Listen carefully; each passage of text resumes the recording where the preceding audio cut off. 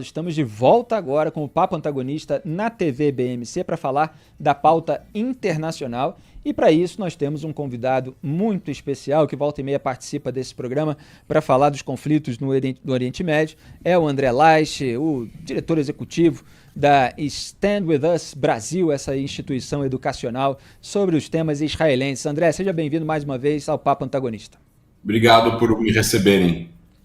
Muito bem, hoje, André, tivemos essa notícia de que o Tribunal Penal Internacional emitiu um mandado de prisão contra o primeiro-ministro de Israel, Benjamin Netanyahu. Foi nessa quinta-feira, 21, o que já gerou reação internacional de autoridades americanas, israelenses, até parlamentares de oposição ao Netanyahu, como, por exemplo, o Benny Gantz, que ocupou um cargo no gabinete de guerra até junho desse ano.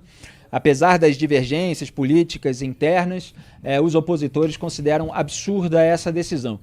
O que você avaliou a respeito disso? Há elementos concretos? Porque às vezes a gente vê o texto de certas decisões e eles parecem assim narrativas tiradas da imprensa. Falta uma minúcia, um detalhamento, uma prova cabal de determinados atos. Às vezes falta nome e sobrenome das vítimas que eles estão querendo colocar. O que você avaliou?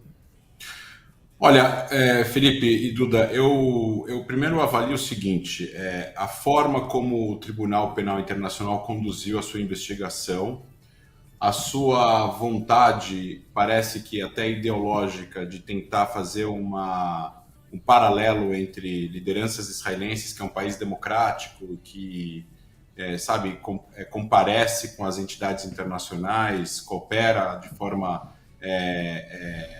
constante com a comunidade internacional, com membros de um grupo terrorista genocida como o Hamas, que é considerado terrorista pela União Europeia em si, né, e Estados Unidos e outros tantos países. E nessa decisão, o que chama atenção é que eles colocam no pé de igualdade o primeiro-ministro de Israel, o ministro da Defesa e os 3 líderes do Hamas, sendo que 2 desses 3 líderes estão mortos, né? Então esse é o primeiro ponto que chama atenção, é a inabilidade do Tribunal Penal Internacional de fazer uma separação entre essas duas, entre as características técnicas e as características elementares do atentado do 7 de outubro, a reação militar de Israel, e coloca nessa decisão esses nomes como se fosse algo em pé de igualdade. Isso é o primeiro ponto. O segundo ponto é a primeira vez da história do Tribunal Penal Internacional que eles fazem um mandado de prisão para um líder de um país democrático que está lutando uma guerra contra uma entidade não democrática. É a primeira vez na história. O terceiro ponto que chama atenção é a forma técnica como a decisão foi publicada, sem possibilitar que Israel recorresse a essa decisão, porque o tempo de publicação, o fato de eles terem colocado apenas poucos detalhes da decisão e não terem colocado toda a decisão por uma questão de sigilo, e ao mesmo tempo já terem colocado o mandado de prisão, impossibilitou Israel de recorrer, o que na verdade na minha opinião, é uma violação de jurisprudência e ao mesmo tempo cerceamento de defesa. Quebra um protocolo interno do próprio Tribunal Penal Internacional, exatamente. Eu queria chamar a atenção para o fato de que o pedido foi feito pelo procurador-chefe ali do TPI, o Karim Khan, que é alvo de uma investigação independente de assédio sexual e que, me parece, nunca atuou pela prisão, por exemplo, do ditador venezuelano Nicolás Maduro. Então, é uma figura que está sendo bastante criticada. Diga. E nem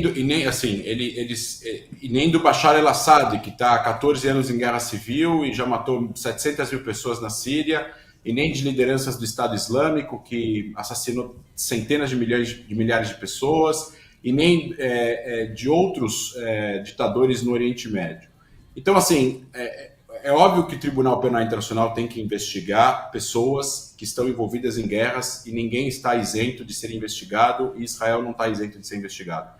A questão é a proporcionalidade disso, o equilíbrio da decisão, a forma como está sendo feito, os elementos que estão sendo atribuídos, colocar em pé de igualdade lideranças de países democráticos e lideranças de grupos abertamente e reconhecidos como organizações terroristas, O fato de ele ter agora uma investigação, parece que o fato de ele ter decidido emitir esse mandado de prisão nesse momento da investigação dele, parece que ele está querendo criar uma cortina de fumaça. Então tem uma série de elementos que fazem com que perca força a própria decisão do Tribunal Penal Internacional. E isso é ruim para o mundo, porque o Tribunal Penal Internacional é um mecanismo, é um elemento importante no combate a crimes contra a humanidade. E ele precisa continuar tendo respeito e respaldo dos países democráticos, e decisões como essa fazem com que países democráticos percam esperança na capacidade que esse tribunal tem de ser neutro, sensato e conseguir tomar decisões baseadas na verdade e na realidade. O Duda Teixeira vai entrar nessa conversa com uma pergunta para você, André. Só registrar que foi em maio que o procurador Karim Khan pediu a prisão do Netanyahu, e foi naquele mesmo momento que ele pediu a prisão dos terroristas Yahya Sinwar, que foi eliminado por Israel na faixa de Gaza, ali no sul, em Rafah, e Mohamed Ibrahim al-Masri, o Deif, né, Mohamed Deif, que foi eliminado também, e o Ismail Haniyeh, que também foi eliminado, aquele que foi eliminado em Teherã, inclusive, horas depois da posse do presidente eleito, da qual participou o vice-presidente do Brasil, Geraldo Alckmin. Então, assim, o Karim Khan ele demorou 8 meses do massacre de 7 de outubro para pedir a prisão dos líderes do Hamas. E quando fez isso junto com o pedido da prisão do Benjamin Netanyahu. Duda Teixeira. André, a principal acusação ali que eu vejo nessa peça do Karim Khan é de que Israel teria dificultado intencionalmente a entrega de assistência humanitária com o objetivo de provocar a fome entre a população palestina. Existe alguma investigação que trouxe alguma coisa nesse sentido? Então, isso na verdade, eu até tenho as informações aqui, mas assim, eu acho que isso está errado, né? A gente até preparou aqui um material, as informações não procedem. Israel fez com que entrasse em torno de 604 mil toneladas de ajuda humanitária em Gaza desde o começo da guerra. Foram enviados mais de 30.763 caminhões e outros 97 por via marítima, além de 9.321 paletes de distribuição aérea. Ou seja, o fato de ter dificuldade de entregar ajuda humanitária não significa que Israel está dificultando a entrada de ajuda humanitária. Eu mesmo fui na fronteira em Kerem Shalom, que é uma fronteira entre Israel e Gaza, perto da fronteira com o Egito, vi caminhões entrando e saindo o tempo todo, nas poucas horas que eu fiquei ali, no começo do ano. Existe uma dificuldade logística de entregar ajuda humanitária dentro da faixa de Gaza, porque tem que ter algum tipo de mecanismo de defesa dos próprios motoristas e dos caminhões e das empresas que entregam, que essa ajuda vai chegar onde precisa chegar sem ser roubada por saqueadores ou até membros do Hamas. Foi interceptada uma série de mensagens do Hamas que eles estavam roubando ajuda humanitária, fazendo isso, fazendo dinheiro com a venda da ajuda humanitária que deveria ser entregue de graça para a população palestina.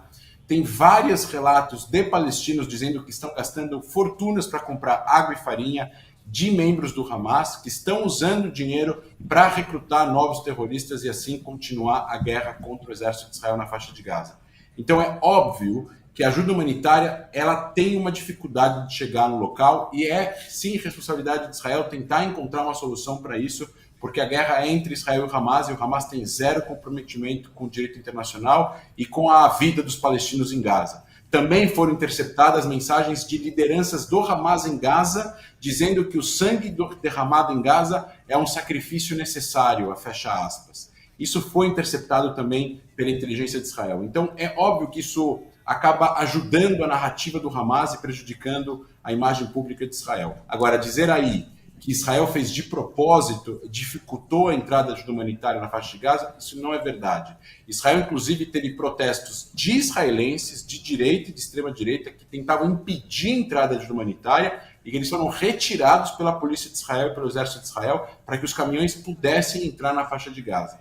E a decisão do governo de Israel foi, sim, dar ajuda humanitária e facilitar o máximo possível a entrada de humanitária dentro da faixa de Gaza. Então, na minha opinião, a acusação não procede, não tem base, não tem elementos que mostram isso, e daí o absurdo de, claro, colocar, como você mesmo colocou, Felipe, o Netanyahu, por mais críticas que ele possa ter em outros setores, não houve uma decisão institucional do governo de Israel de fazer com que os palestinos sofressem. A gente tem que encerrar. André Lage, muito obrigado pela sua participação no Papo Antagonista. Até amanhã. Um grande abraço. Tchau.